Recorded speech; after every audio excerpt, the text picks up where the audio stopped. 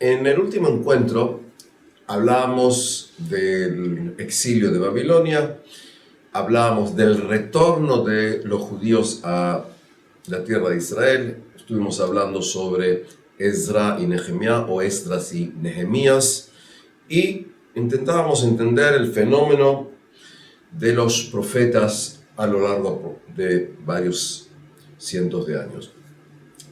El periodo que comienza con la declaración de Koresh, es decir, del rey Ciro, del rey persa Ciro, es lo que se va a llamar el periodo del segundo templo. Es decir, nosotros estábamos hablando, para hacer un breve recuento de dónde vamos a entrar. Hablamos de la época de los patriarcas, la conquista de la tierra de Canaán, la época del primer templo, es decir, desde la época salomónica y hasta la destrucción del templo, y desde más o menos 538 hasta aproximadamente el año 70, es lo que se llama el periodo del segundo templo. Es decir, en Jerusalén existe el templo, el segundo templo. Esto es un concepto para entender cómo es la periodización de la historia judía.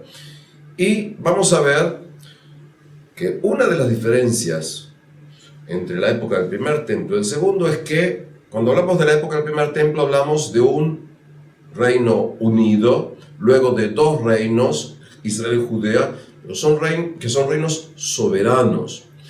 Cuando hablamos de la época del segundo templo, a partir del retorno de los judíos, estamos hablando de un periodo de varios cientos de siglos, es decir, podemos decir de casi 600 años, digamos si tomo 538 a.C. al año 70, estamos hablando un poquito más de 600 años, en los cuales la mayoría del tiempo el pueblo judío dejó de ser soberano en su tierra para ir convirtiéndose en una entidad étnica, religiosa que tiene autonomía. Es decir, estamos hablando de un pueblo que no tiene soberanía política.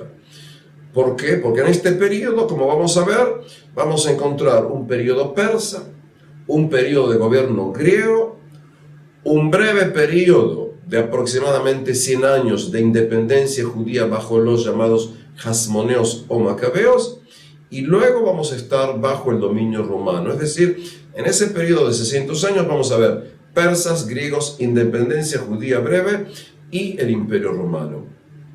Todo eso en este pequeño lugar en el planeta que se llama la tierra de Israel. Explico esto porque muchas veces la gente pierde o no tiene noción de las distancias y de las magnitud del terreno. Es decir, para que entendamos, llevándolo a una cuestión política moderna, el Estado de Israel tiene un poquito más de 20.000 kilómetros cuadrados.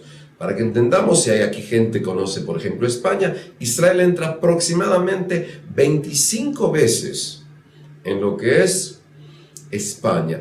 Es decir, entramos acá una región relativamente pequeña a lo largo de la historia, pero muy importante por ser, entre otras cosas, tierra de paso, tierra de conexión entre lo que va a ser Europa, Asia y África. Y el ser tierra de paso entre Europa, Asia y África va a ser primordial para entender el lugar de la tierra de Israel en la época persa, pero sobre todo en la época de gobierno griego y de gobierno romano. Es decir, es un lugar por el cual debes pasar si quieres someter a África pasando por esta porción de Asia. Es decir, estamos hablando del retorno de los judíos, hablábamos de Esdras y Nehemías, hablábamos de que ya tienes un segundo templo, y aquí se va desarrollando una entidad bajo el gobierno persa. Los judíos tienen autonomía. La autonomía se da en el hecho de que se mantiene su religión y el centro es el templo de Dios que está en Jerusalén. Los judíos tienen una determinada autonomía, lo que se va a llamar Anshei Knesset Agdolah, es decir, los hombres de la gran asamblea. El gobierno es básicamente un gobierno, podríamos decir, un gobierno teocrático, porque la dirección está en manos de los sacerdotes.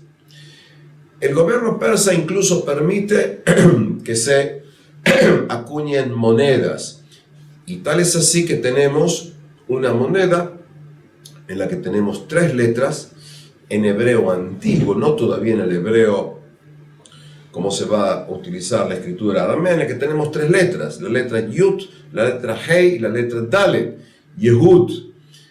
Y esto implica que hay una determinada independencia, entre comillas, a nivel económico. Pero pese a todo, estamos hablando aquí de una autonomía dentro del régimen de lo que se llaman las satrapías, es decir, la organización administrativa que tiene el gobierno judío.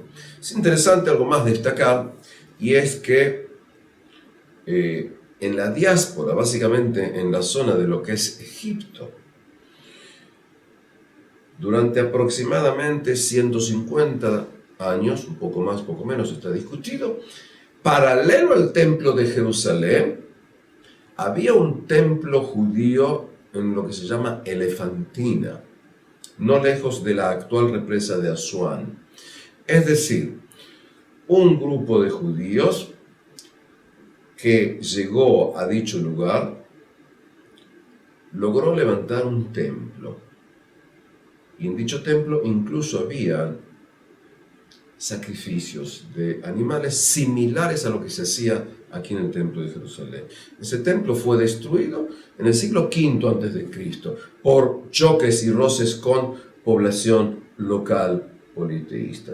Lo que creo que necesitamos saber es que a partir de la época de la destrucción del primer templo, sucesivamente vamos a empezar a ver núcleos judíos que están fuera de Israel.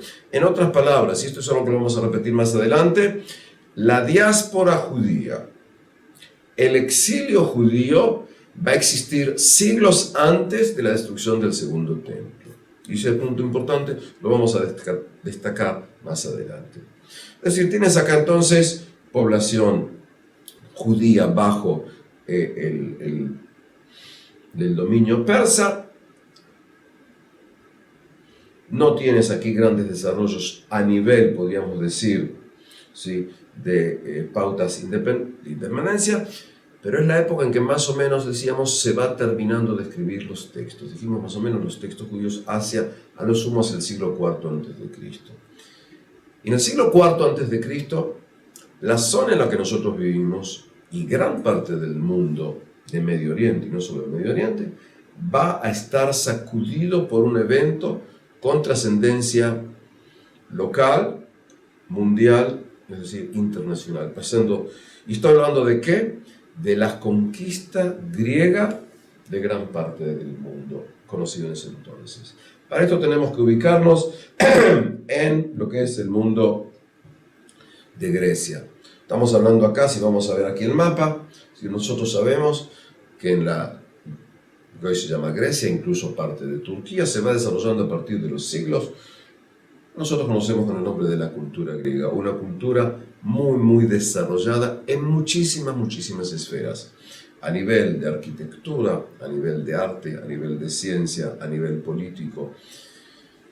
Y ese mundo griego, que estaba dividido en ciudades-estados, las llamadas poleis, ese mundo griego es un mundo que desarrolla filosofía.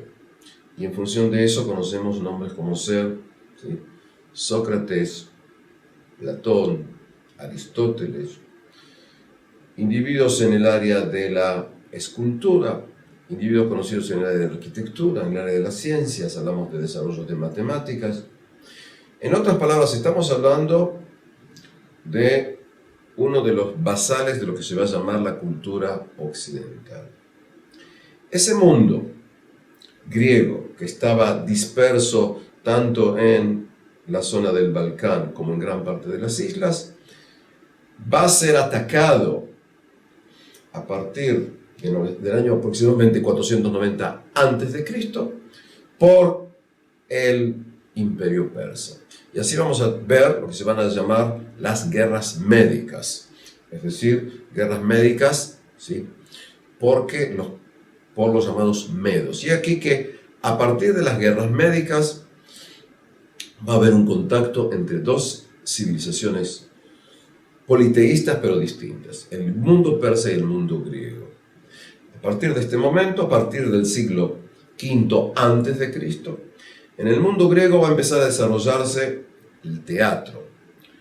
Va a empezar a desarrollarse la escritura de la historia.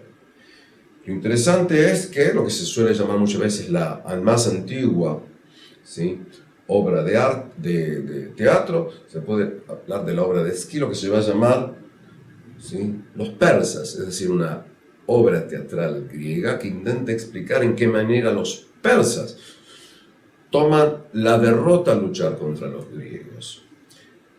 También va a ser Heródoto, el llamado padre de historia, que va a intentar explicar, va a intentar investigar, va a intentar historiar, como decíamos en la primera clase, las razones de las guerras entre los persas y los griegos. Y aquí que en el siglo V a.C., después de la destrucción casi total de la ciudad de Atenas, ¿sí?, durante las guerras persas, las guerras médicas, he aquí que en ese siglo V a.C., en el que van a actuar individuos como ser el gran Pericles, se va a llevar a la creación de la famosa Acrópolis, en la que vas a tener ahí el templo, ¿sí?, a Atenas, que va a ser la diosa protectora de Atenas. Es decir, estamos hablando acá de uno de los puntos sublimes de esta cultura griega. Explico esto para entender que a partir del siglo V, ¿sí?, cuando hay un gran desarrollo a nivel filosófico, a nivel de concepción política, a nivel de ciencias, he aquí que en el siglo V, luego de que los griegos lograron derrotar a los persas en diversos combates, en ese mismo siglo V van a empezar a haber enormes y terribles guerras internas en Grecia. Lo que se suele llamar las guerras del Peloponeso. Es decir, una coalición en la que está Atenas, otra coalición en la que está Esparta. Todo esto va a llevar al debilitamiento del mundo griego y va a facilitar a que a partir del siglo IV a.C., es decir, 300 y tantos, la zona de Macedonia, recordemos la zona de Macedonia, va a empezar a conquistar, va a intentar unificar lo que es Grecia, y dentro de esto va a venir un señor muy importante llamado, lo vamos a decir en español, Felipe o Filipo. Este señor es un rey de Macedonia. Este señor incluso va a fundar ciudades. Una ciudad que él va a vencer, se va a llamar Filopópolis. Filopópolis, que hoy en día es conocida con el nombre de la ciudad de Plovdiv, que es la segunda ciudad, digamos, más importante en Bulgaria. Este señor también va a fundar, tomando en cuenta que él tuvo una Nike, es decir, una victoria sobre la gente de Tesalia, este individuo va a fundar también una ciudad que se va a llamar Tesalónica, en la actual Grecia. Este señor, con una concepción de que la cultura más importante es la cultura griega, va a llevar a que su hijo, el pequeño, ¿sí?, Alejandro, va a tener una excelente educación. Y uno de los maestros de Alejandro, o en griego Alexandros, va a ser nada más ni nada menos que el gran pensador Aristóteles. Es decir, lo que estoy llevando a que veamos es, quiero que entendemos cuando empecemos a hablar de la figura de Mega Alexandros, como se dice en griego, o Alexander Mugdón o Alexander Agadol en hebreo, Alejandro Magno. Es decir, Alejandro Magno va a venir de Macedonia, su padre va a ser el rey Filipo o Felipe, si lo decimos también en español. Alejandro Magno va a tener una gran educación. Alejandro Magno, que nace hacia el año 356 a.C., va a ascender al cargo de rey en el año 336 a.C., a los 20 años, luego que su padre Filipo fue asesinado. Este individuo llamado Alejandro Magno, que va a morir a los 33 años, va a conquistar el mundo y va a llevar a diversos rincones del planeta la cultura griega. Lo que estamos intentando explicar es que vamos a llegar a lo que se va a llamar el encuentro entre Atenas y Jerusalén. entre el mundo griego y el mundo judío.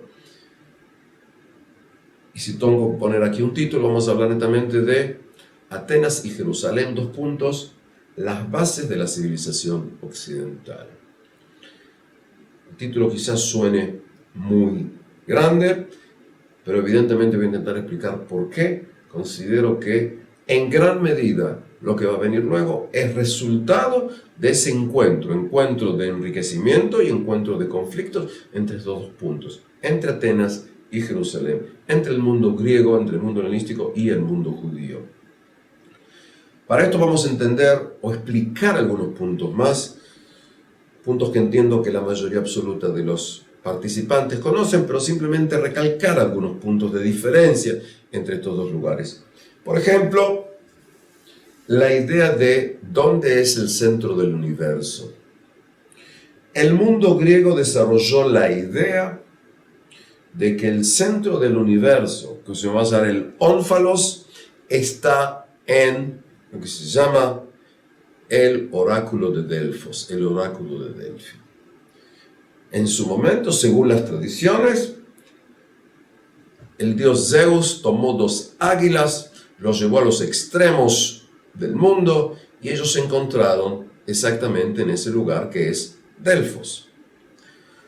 Cuando tiene lugar, según la tradición, según las creencias mitológicas griegas, cuando tiene lugar el diluvio como lo cuentan los griegos, la nave o el arca de Deucalión y Pirra descendió en los alrededores de este lugar llamado Delfos. En las montañas que tenemos alrededor de Delfos están escondidas las 9 musas, las 9 hijas de Zeus, que son cada una de ellas las representantes o las guardianas de diversas áreas del pensamiento y la creación. Y va a ser en ese lugar, que se va a llamar Delfos, entonces, de que está el oráculo, ese medio de profecía, ese medio de contacto que van a tener los hombres con los dioses, en el lugar en que está, en que se levantó lo que se va a llamar el oráculo y el templo del dios Apolo. ¿Por qué Apolo? Porque según la leyenda, según la tradición, Apolo, que nació en la isla de Creta, va a llegar montado sobre 2 delfines, y por eso el nombre Delfi, Delfo, porque vienen 2 delfines, va a saltar, luego venir con los delfines y va a luchar contra Pitón. Y como va a luchar contra Pitón y va a ganar, en ese lugar en que tuvo lugar la lucha y tuvo lugar la victoria, se va a levantar un templo al dios Apolo. Es decir, el centro del mundo está ahí. Recordemos algo, lo decíamos en las otras clases, para el mundo judío, como se va a ir desarrollando la creencia, el centro del mundo está en la piedra basal que está en el lugar en que estaba el Santo Sanctorum del Templo de Salomón. En otras palabras, para los judíos el centro del mundo es Jerusalén, Jerusalén. Para el mundo griego el centro es el ónfalos en el templo de Apolo en Delfos, en Delfi. Pero no termina ahí. Explicábamos en otra de las clases en que desde el punto de vista de la concepción judía, Dios hace un pacto con Abraham, con Moisés, lo repite eligiendo la dinastía davídica, continúa el pacto y hay un intento de repetirlo cuando Yoshiao, Josías, es el que va a encontrar el libro de Dvarim. En otras palabras, el pueblo de Israel es el pueblo elegido para cumplir con la Torah en la tierra de Israel, para cumplir con las leyes en la ley de Israel. Ahora, el pueblo de Israel es el pueblo elegido, y la elección es una elección por aceptar el decálogo, por aceptar el pacto. ¿Qué ocurre con la concepción? Pero un punto importante, y es, según la concepción bíblica, todos los hombres, sin excepción, son o somos descendientes de un hombre llamado Noé. Todos somos descendientes luego de los hijos de Noé, es decir, Shem, Ham y Jafet, es decir, Sem, Cam y Jafet. Pero somos todos seres humanos. ¿Por qué explico esto? Porque en la concepción griega vamos a ver un punto distinto. Y es, según la concepción griega, ¿sí?, luego que Prometeo le otorgó el fuego a los hombres, Prometeo tenía un hermano, y el hermano de Prometeo se llamaba Epimeteo. Fíjense, pro quiere decir al principio, como decimos prólogo. Epi quiere decir después, como decimos epílogo, para entender de qué estamos hablando. Es decir, Prometeo, podríamos decir, es el que primero piensa. Y Epimeteo sería el que piensa después que hizo las cosas. En función de que los dioses querían de alguna u otra manera castigar el hecho de que hizo Prometeo, y pasando acá con el tiempo, ¿sí?, van entre otras cosas a darle a Epimeteo una mujer muy pero muy bonita, que no tiene mucha inteligencia, y que en el casamiento le van a dar los dioses muchísimos regalos, y por eso se va a llamar Pandora, es decir, pan total o muchos, y doros de la palabra regalo. Por eso el nombre Teodoro, por ejemplo, quiere decir regalo de Dios. Es decir, Pandora se le va a recibir un baúl, y en este baúl se van a poner todos los males y todas las cosas que pueden pasar a la humanidad, y le dicen a Pandora que no abre esto. Conocemos, Pandora definitivamente viene, abre el baúl, salen las enfermedades, la envidia, los celos, y cuando logra cerrar Pandora el baúl, lo único que queda dentro es la esperanza. Es decir, lo único que en definitiva nos deja Epimeteo y Pandora a nosotros es la esperanza para poder salir y luchar contra los males que estaban en la famosa caja de Pandora, en el baúl de Pandora. Pero la historia esta continúa. Y tanto Epimeteo como Prometeo, que tienen descendencia de los dioses, tienen hijos. El hijo, uno de ellos se va a llamar Deucalión, y ella se va a llamar Pirra. Pirra quiere decir la fuego, si podemos decir así. De acá tenemos la palabra pira en griego, quiere decir fuego. Tiene las palabras como ser piromaníaco. En inglés, de la misma raíz, tenemos la palabra fire. Es decir, Deucalión y Pirra son pareja. Deucalión y Pirra son pareja. Y ocurre que en el mundo como ha sido creado, los hombres y mujeres molestan a los dioses. Como los hombres y las mujeres molestan a los dioses deciden castigarlos. ¿De qué manera? Exterminándolos de la faz de la tierra. Este relato tiene mucho que ver con el relato de la epopeya de Gilgamesh, de la que hablamos en otras clases. Lo importante para mí es esto, y es, viene el diluvio, y luego del diluvio, la nave o el arca de Deucalión y Pirra está cerca de lo que va a ser luego el lugar del templo de Apolo. Y cuando termina el diluvio, están solamente Deucalión y su mujer Pirra. Y Deucalión se aburre, porque según la concepción griega, como el hombre es muy superior a la mujer, él casi no tiene lo que hacer con su mujer. Y entonces llega Hermes, que es, entre otras cosas, el mensajero de los dioses, que viene con sus sandalias con alas. Y Hermes viene y le dice a ellos: arrojad a vuestra madre a través de vuestros hombros. Pirra no entiende, Deucalión entiende que lo que tiene que hacer es empezar a tirar piedras. Entonces se recoge, toma una piedra, tira la piedra al piso, y cuando tira la piedra al piso, la piedra se convierte en un hombre. Pirra imita lo que hace su esposo, se agacha, tira, agarra piedra y tira una piedra. Es decir, acá empieza una intifada, cada uno de ellos está tirando piedras. ¿Qué es lo que estoy explicando? De cada piedra que él tira sale un hombre, de cada piedra que ella tira nace una mujer. Los hombres nacen de la tierra, nacen de las piedras. a diferencia de ¿quién? De los griegos. ¿Por qué? Porque cuando Deucalión y Pirra van a tener relación, van a dar a luz a Helen. Helen es el padre de los helenos. En griego el nombre Helen es un nombre de hombre. Helena es mujer. Y Helen va a tener luego sus hijos, a Dor, a Ionio. Es decir, desde la concepción griega, solo los griegos son descendientes de los dioses. Dioses mezclados con hombres. Mientras que los demás seres humanos somos seres de una categoría distinta. En determinada manera hasta podrías decir que son seres inferiores. Este es uno de los puntos problemáticos que vamos a tener cuando entendemos o queremos entender la concepción griega con respecto a los demás hombres.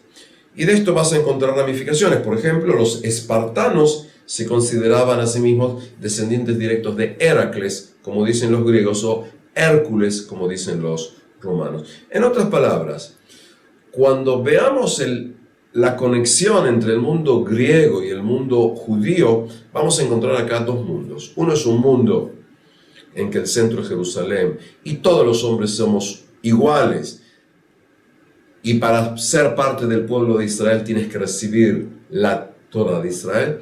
Y otro mundo en que el centro es el centro de Delfos y solamente los griegos entran en la categoría de seres relacionados con los dioses. No solamente va a ocurrir eso. A nivel religioso vamos a ver acá concepciones distintas. Por ejemplo, en el mundo griego se va a aceptar,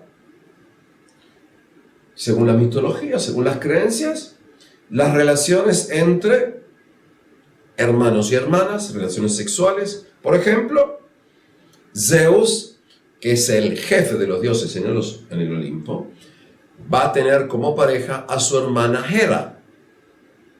Es decir, estamos hablando de relaciones, en conceptos bíblicos, de relaciones de incesto. Estamos hablando de los dioses. Los dioses griegos, por ejemplo, beben néctar y comen ambrosía. Y además duermen.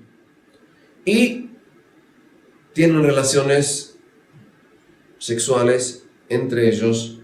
Tienen relaciones sexuales con hombres o mujeres con los que van a tener relaciones, pero deben que adoptar formas distintas. Por ejemplo, cuando Zeus deseaba una hermosísima mujer, tomó la forma de su esposo, del esposo de esta mujer, que se llama Anfitrión.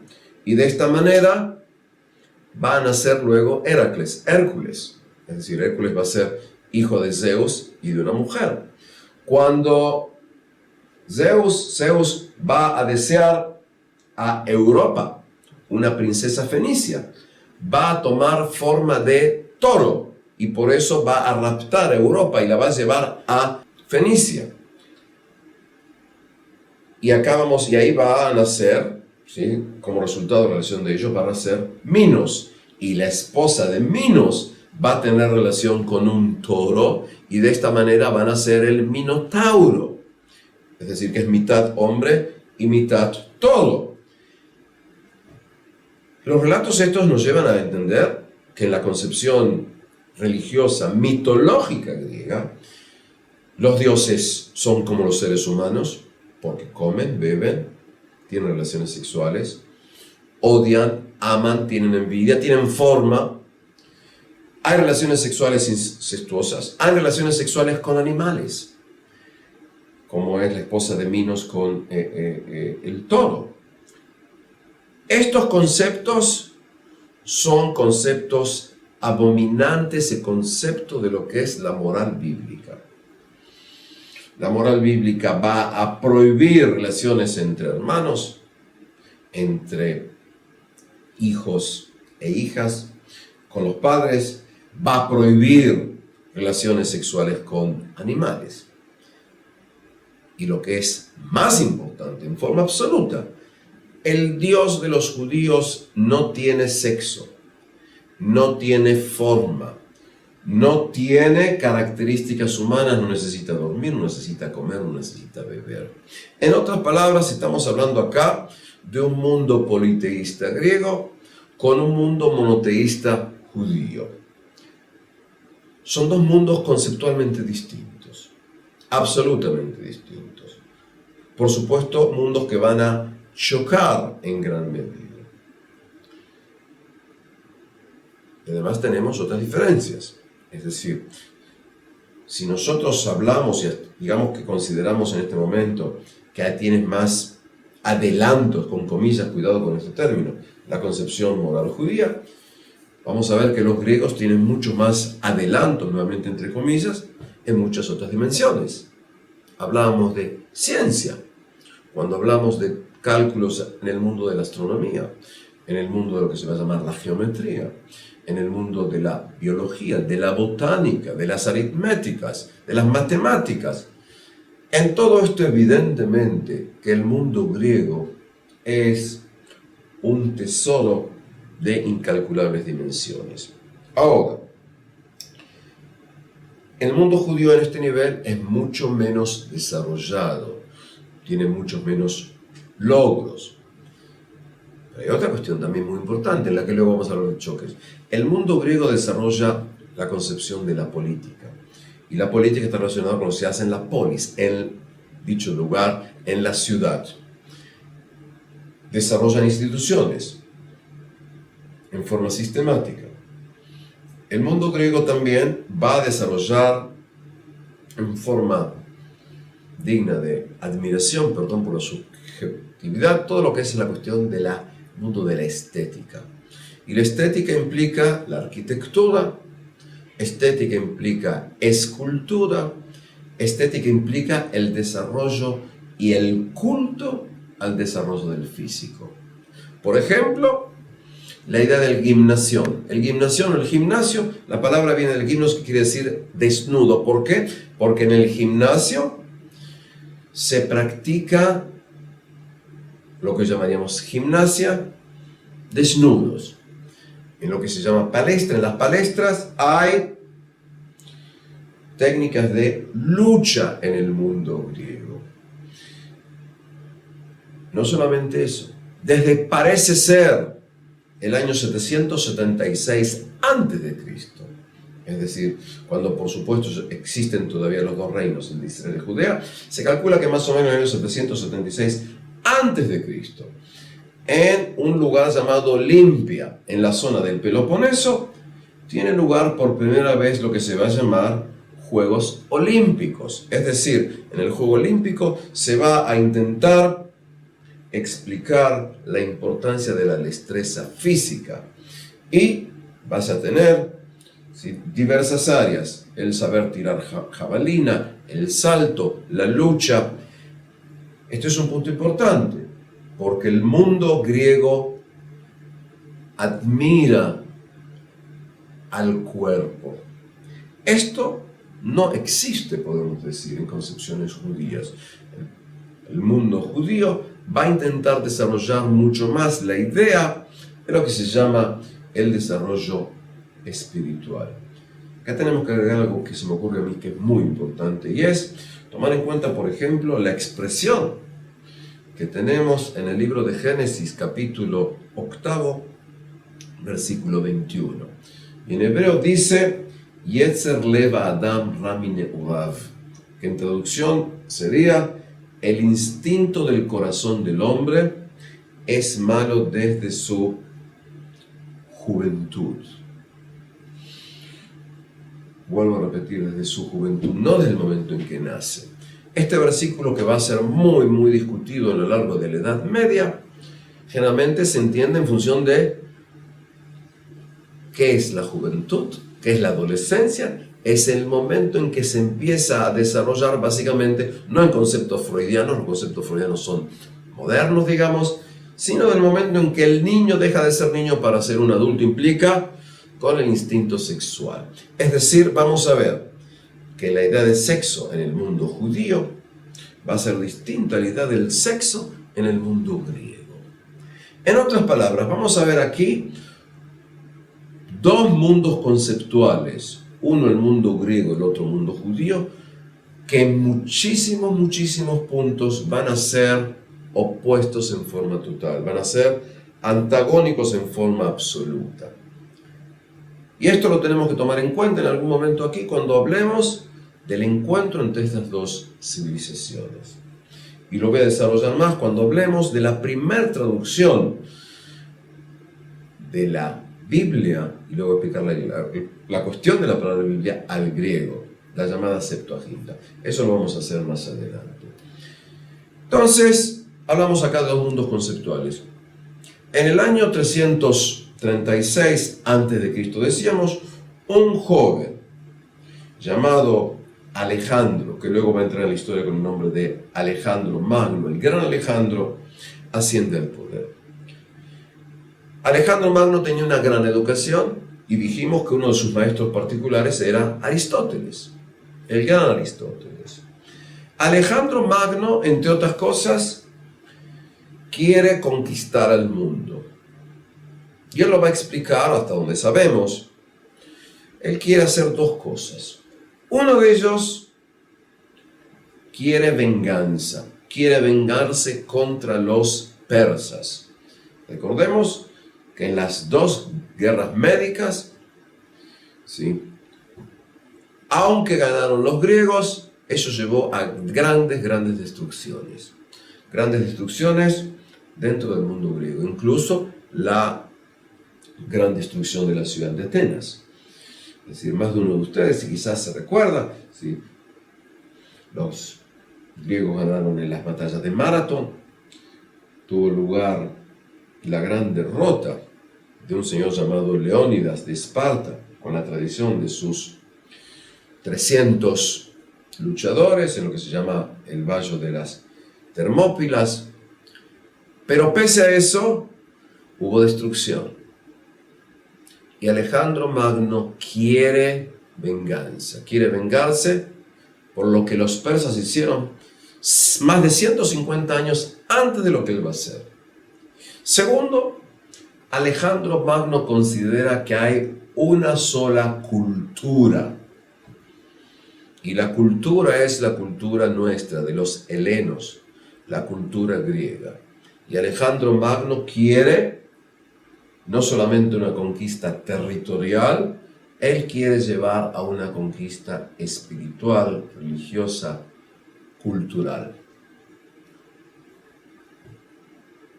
Y aquí que sale con su gran campaña militar, sale con un ejército de miles de soldados, y lo que es muy interesante también, por primera vez en la historia hasta donde sabemos, lleva con él mismo una cantidad enorme de lo que hoy llamaríamos intelectuales, de la gente que sabe leer y escribir, gente que sería en conceptos modernos especialistas en botánica, en zoología, en geografía, en escrituras y demás. Y aquí que sale, como se puede ver aquí en un mapa, sale desde la zona de la península balcánica, es decir, la zona de Macedonia, Grecia de hoy, hacia Oriente. Y va conquistando. Y conquista un lugar, otra zona. Con respecto al punto específico, va a llegar a la tierra de Israel, va a conquistar Jerusalén en el año 332 a.C.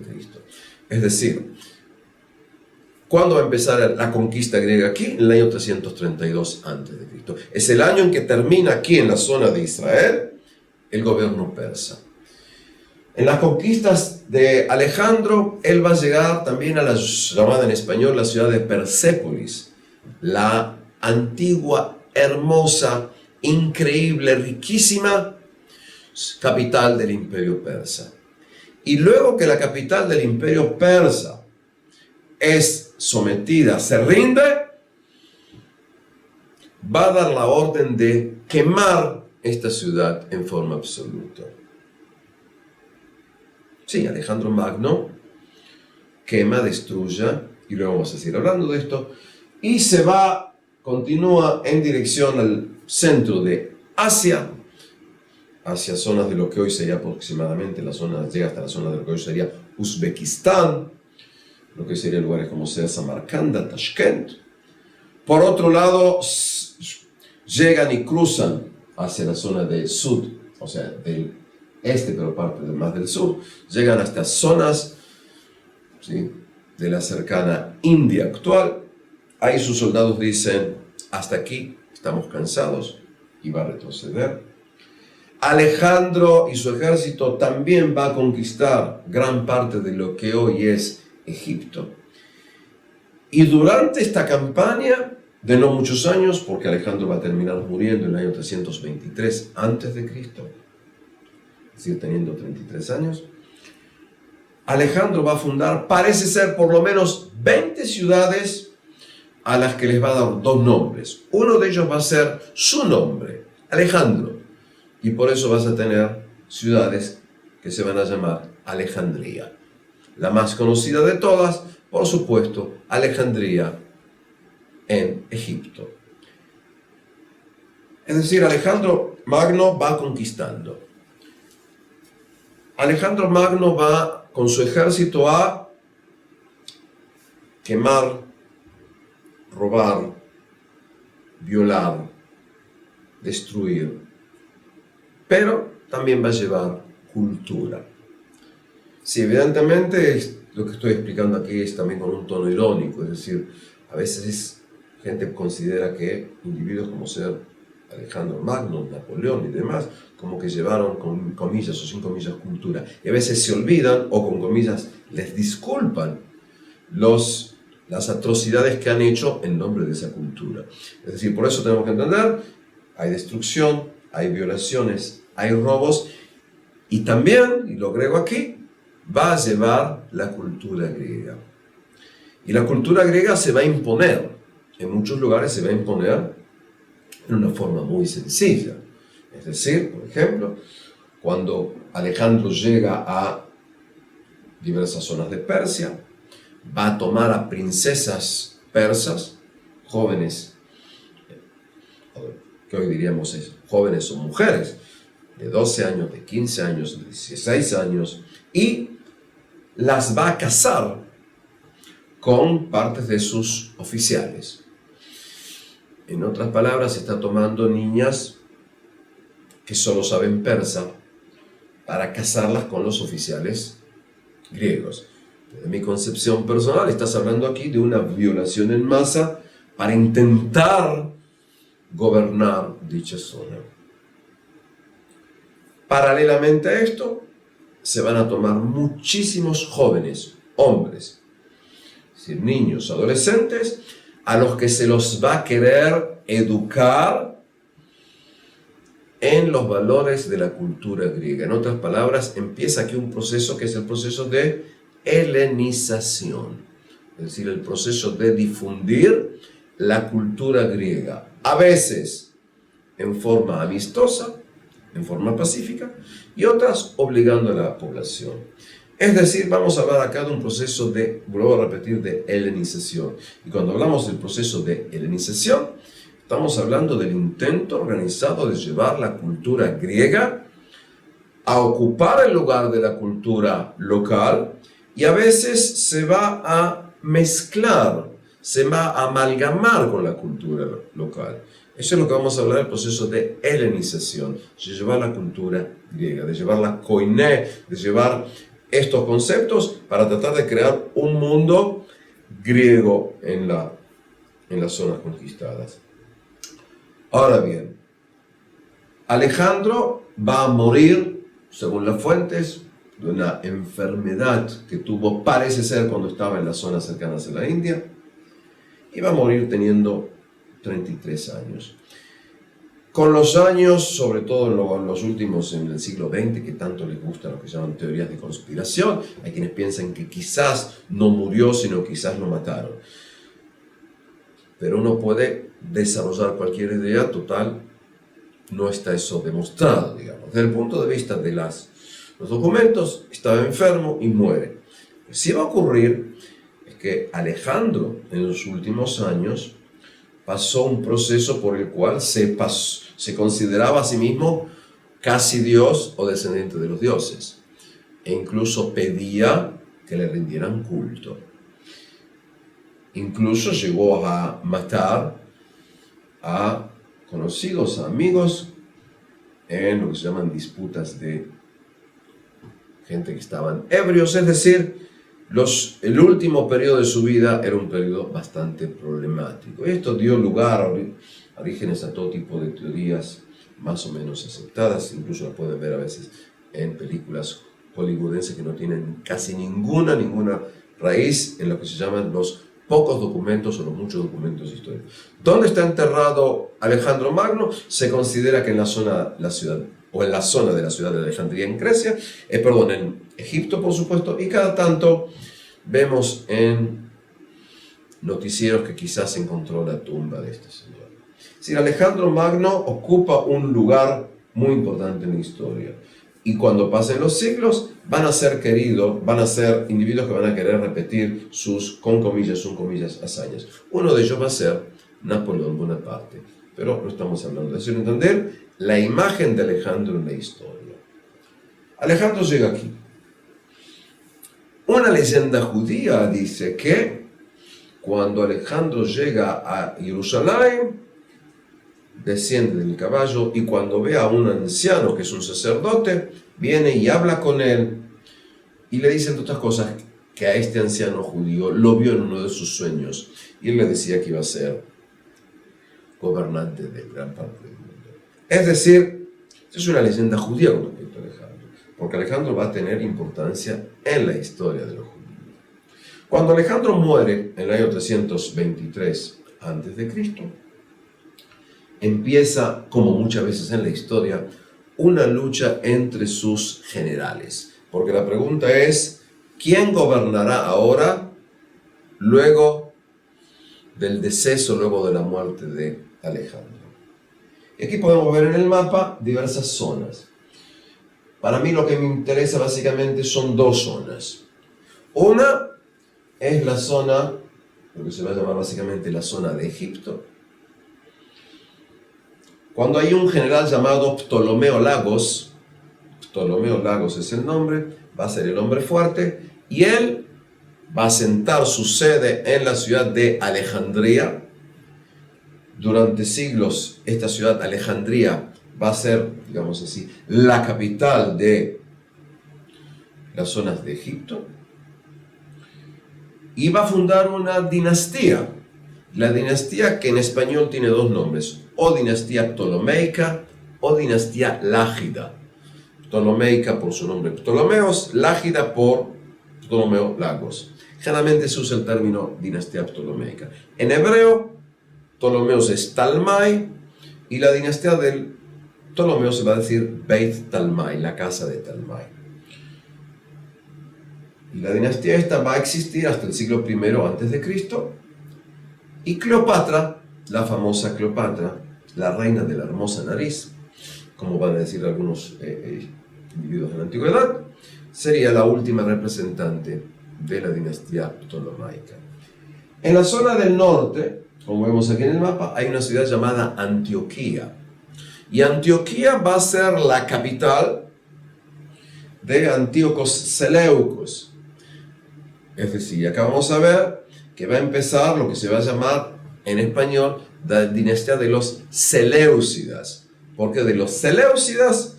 Porque el nombre del general que más se usaba era el nombre Seleucus. En hebreo se va a utilizar el nombre Beit Seleucus. Es decir, vamos a tener acá la dinastía ptolomeica en el sur, la dinastía Seleucida en el norte. Y en el medio, lo que se va a llamar hoy en día Israel. Es decir, Israel va a estar como zona intermedia en las luchas entre estos dos grandes generales.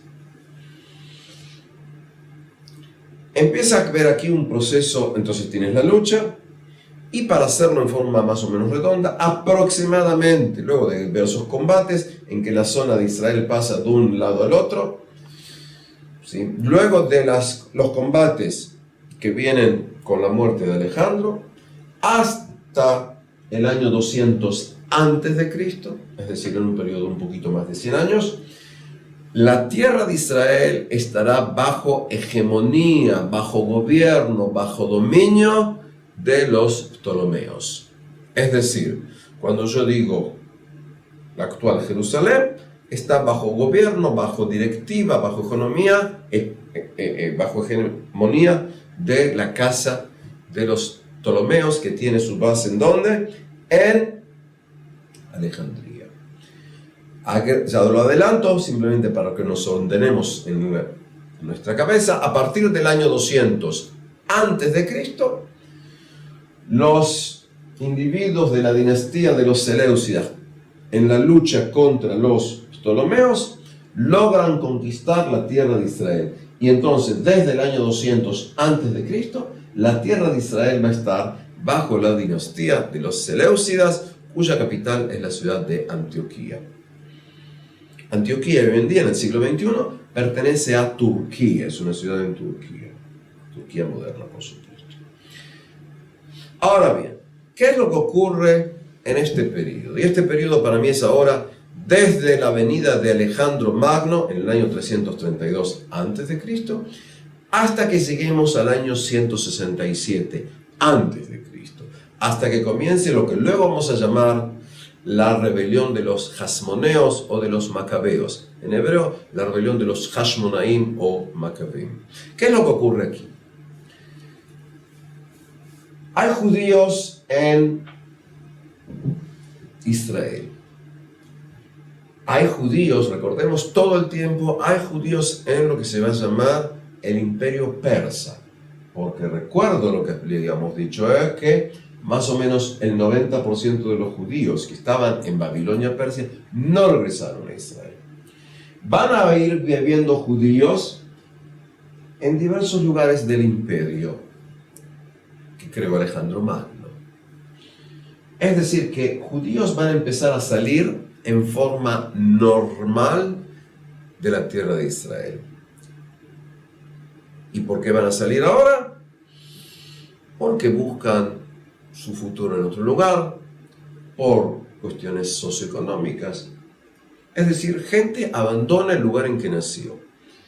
Y esta gente va a ir aumentando, agrandando lo que se va a llamar la diáspora de los judíos. Ahora bien, aquí en la tierra de Israel, como ocurre en la actual Siria, Jordania, Líbano, Egipto, para hablar de conceptos de hoy, en Turquía, en estas zonas el proceso de helenización es continuo. Esto implica, básicamente, primeramente, la cuestión del idioma. Ahora, cuando nosotros hablamos de la difusión del griego, no es solamente que un individuo sabe decir cómo me llamo en griego y cómo se llama tal o cual comida. Cuando estamos hablando de la introducción de la cultura griega y el idioma, estamos hablando de los elementos culturales. Estamos hablando del conocimiento de las creencias griegas, de la ciencia griega, de la filosofía griega. No solamente eso.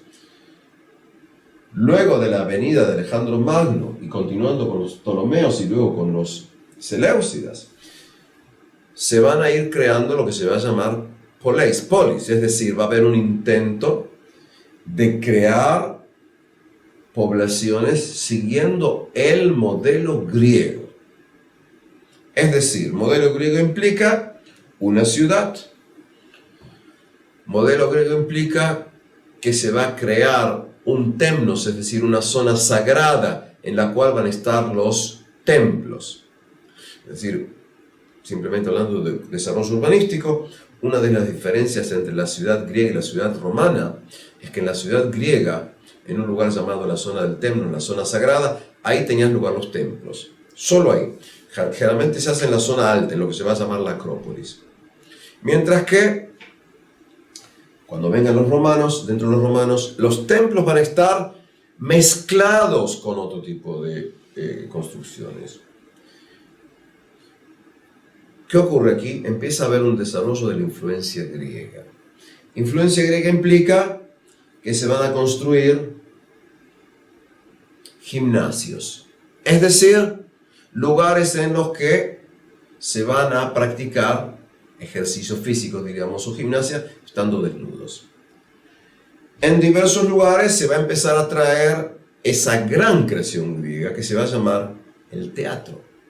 Es decir, va a empezar a haber cada vez más y más ideas de qué es lo que implica el teatro, las obras teatrales, la filosofía, el culto al cuerpo. No solamente eso. El mundo griego va a dar una gran importancia también a lo que es paulatinamente la idea de los baños griegos, y luego vamos a tener baños romanos. En otras palabras, junto a las características de las antiguas ciudades Siria, lo que hoy sería en Siria, en Líbano, en Jordania, en Israel, también van entrando motivos senelizantes. Y cuando hablamos de la población judía, estos elementos también van a ir entrando, porque van a venir elementos griegos que vienen de la zona de Grecia. Entonces va a haber un contacto constante. Los conceptos van a ir cambiando. Y aquí que aproximadamente en el año 250 a.C., judíos empiezan a traducir para judíos el Tanaj, es decir, las Sagradas Escrituras, al griego. Vuelvo a repetir, los judíos van a traducir para los judíos, porque cada vez hay más y más y más judíos que no saben hebreo. Van a haber judíos en la tierra de Israel que no saben hebreo. Van a haber judíos en Alejandría, en otros lugares que no saben hebreo. Y los judíos empiezan a traducir los textos del Tanaj. Según relatos judíos, uno lo tiene en lo que se llama la Epístola de Aristeas, que es un documento griego escrito por Aristeas, un judío. Y según el relato del Talmud, fue el rey de la dinastía de los Ptolomeos el que pidió saber qué dice en el texto de los judíos, porque tenía curiosidad. Según esto, según este relato judío, hizo llevar 72 sabios. 6 sabios de cada una de las diversas tribus. Recuerden que ya no existen 12 tribus, existen básicamente 2 tribus. 72 sabios los son llevados, son puestos en habitaciones separadas, y aquí un milagro. Luego de trabajar, estos 72 sabios escribieron, según la leyenda, en forma separada, tradujeron la Biblia, y sus traducciones por voluntad divina eran exactamente idénticas. Es decir, la mano de Dios va a estar en esta traducción. Ese es el relato judío posterior. La epístola de Aristeas es por lo menos del siglo II a.C., el relato talmúdico es posterior. Sea como sea, tenemos acá la primera traducción del Tanaj. Y lo primero que se va a traducir van a ser los llamados en hebreo Ahumash, los 5 libros de Moisés. Y por eso vamos a usar en diversos idiomas europeos, también en español, la palabra Pentateuco. Penta, 5. Los 5 rollos, los 5 pergaminos, los 5 textos es lo primero que se va a traducir. Se considera que la traducción, que se va a llamar la traducción de los 70, en hebreo se va a usar el término Targum HaShivim, en idiomas europeos se va a utilizar la palabra Septuaginta o Septuaquinta. Escuchan, 7, la traducción de los 70, es decir, a 2 lo hemos puesto de costado. La traducción de los 70 y 2 sabios. A nivel histórico se considera que la traducción de todos estos textos tiene lugar aproximadamente 100 años, es decir, más o menos el año 250 a.C. hasta más o menos el año 150 a.C. Es decir, durante 100 años se traduce. Traducen equipos. Lo primero son los 6 libros. Y por eso el libro que empieza con la palabra Breshit, en sus orígenes, se va a utilizar el término Génesis. Y se va a utilizar el término Éxodos. Éxodos incluso en griego de hoy en día, del siglo XXI, quiere decir salida. Y se va a usar el término Deuteronomio, la segunda ley, cuando se habla del libro de Devarim. Es decir, vamos a tener el libro de Génesis, vamos a tener Números, Éxodos, Levítico es el libro Vaikra que tiene la ley, y vamos a tener el Deuteronomio. Es decir, tenemos los 5 libros básicos del Tanaj.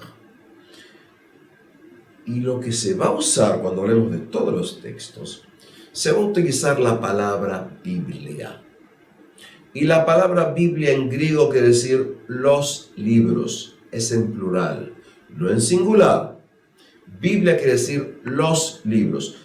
Recuerdo simplemente la gente que no entiende, es decir, digamos así, el plural se forma de diversas maneras en diversos idiomas. Es decir, cuando yo digo lupus, que es uno en latín, que quiere decir lobo, digo lupus, lupi, son lobos. Si digo templum en romano, en latín, digo templum, templa, muchos. Es decir, en griego, Biblia quiere decir los libros o libros, por una cuestión de si tienes o no artículo determinante.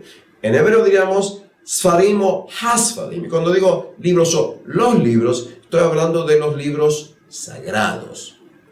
Teóricamente, si con la máquina del tiempo llego al año 110 a.C. y hablo con un judío y le digo Biblia, él sabe que estoy hablando de los libros, es decir, estoy hablando del Tanaj. Explico esto porque luego el término Biblia, Bible, etc., cuando un individuo piensa en Biblia, habla de lo que se va a llamar el Antiguo y Nuevo Testamento. Pero en su origen primario, la palabra Biblia es para designar los libros judíos, lo que luego el mundo se va a llamar el Antiguo Testamento. Y se traducen los textos. Necesito decir algo que generalmente es muy obvio, pero a veces no nos detenemos a ver, y es, para traducir un texto de un idioma al otro, debo conocer a la perfección los dos idiomas y las dos culturas. Es decir, si yo digo en inglés, this is a table, esto es una mesa, sencillo. Si yo digo en inglés, my name is Pinchas, mi nombre es Pinchas, es muy sencillo. Pero cuando traduzco un texto como es la Biblia, eso implica que tengo que conocer perfectamente griego. Es decir, si yo traduzco la palabra nefesh y utilizo la palabra griega psique, quiere decir que entiendo que eso es lo que los latinos llaman ánima, el alma. Es decir, no estoy usando psique, psicología, es decir, la misma palabra, es decir, el estudio del alma. Si yo utilizo para el concepto de tovavou, uso la palabra griega chaos, en español caos, implica que estoy usando.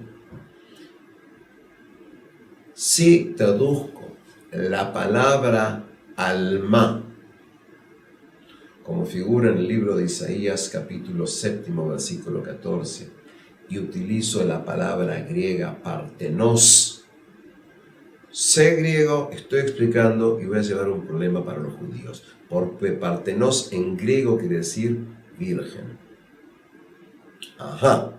Es decir, cuando los judíos traducen la palabra alma, que se puede traducir en español como doncella, y eso implica mujer joven, por lo tanto aún virgen, dije por lo tanto, en conceptos bíblicos, y lo traduzco con el término de partenos, que quiere decir virgen, eso va a ser muy importante cuando en la posterioridad surja del mundo judío una nueva creencia y utilice, entre otras cosas, el versículo de Isaías, el capítulo 7, versículo 14, en que está la palabra alma traducida como virgen. Es decir, yo traduzco, y cuando traduzco, interpreto. Cuando yo traduzco, tengo que interpretar. Voy a ver un ejemplo. En un libro, pienso en forma subjetiva, apasionante, llamada La Casa de los Espíritus, de una escritora excepcional llamada Isabel Allende. Por ejemplo, además de tener un hombre llamado Esteban Trueba, hay 4 mujeres, y se llaman Alba, Blanca, Clara y Nieve. Estos 4 nombres tienen más o menos común denominador, porque estoy hablando de blancura, de pureza, alba, blanca, clara y nieve, además que están dados en orden alfabético, no así porque sí. Es decir, ¿cómo lo traduzco al griego? ¿Cómo lo traduzco al hebreo? ¿Cómo lo traduzco al inglés? ¿Quiere decir white por blanca?